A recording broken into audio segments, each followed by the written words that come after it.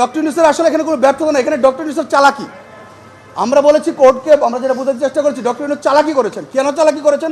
Because উনি সরকার ক্ষমতা থাকাকালীনও ওনার একটা কোম্পানি আছে গ্রামীণ ফোন, আমরা সবাই জানি, ওখানে ওনার 34% শেয়ার আছে।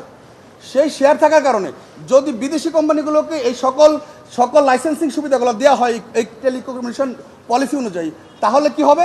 অন্যান্য ডোমেস্টিক প্রায় 2900 কোম্পানি মারা যাবে, এরা মাঠ থেকে সরে যাবে। অলরেডি আমরা নিউজ পত্রিকায় দেখেছি যে অসংখ্য কোম্পানি আর টেলিকমিউনিকেশন খাতে ইনভেস্ট করতে আগ্রহী নয়। তো মার্কেট মনোপলি করে উনি ব্যবসাটাকে একচেটিয়া করে ফেলতে চাচ্ছেন, সেটাকে আমরা চ্যালেঞ্জ করেছি। যদি করে আমরা ক্ষতিগ্রস্ত হবো, রাষ্ট্রের জনগণ ক্ষতিগ্রস্ত হবে, আমি ক্ষতিগ্রস্ত হবো, আপনিও ক্ষতিগ্রস্ত হবেন। আমরা এখানে সবাই আছি ইন্টারনেট মোবাইলের যুগে। ভারতেও এই ধরনের ঘটনা ঘটেছিল 2016 সালের দিকে। রিলায়েন্স জিও এরাও ঠিক একই সিস্টেমে মার্কেট মনোপলি করে ফেলেছিল, কম্পিটিশন পলিসি নষ্ট করে ফেলেছিল। এবং ভারত এবং আমেরিকাতেও AT&T একটা কোম্পানি ছিল, তারাও একই কাজ করছিল।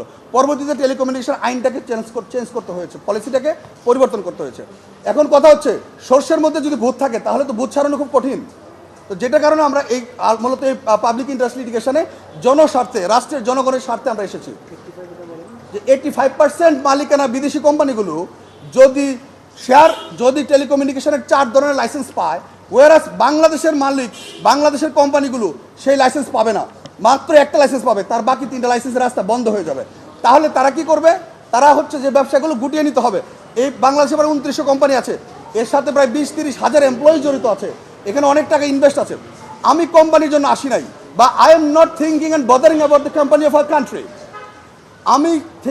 আমি চিন্তা করছি, we are thinking about the লে পিপল, সাধারণ মানুষ, রাষ্ট্রের জনগণ, আমি নিজে, আপনি, আমরা আমাদের চিন্তা করছি।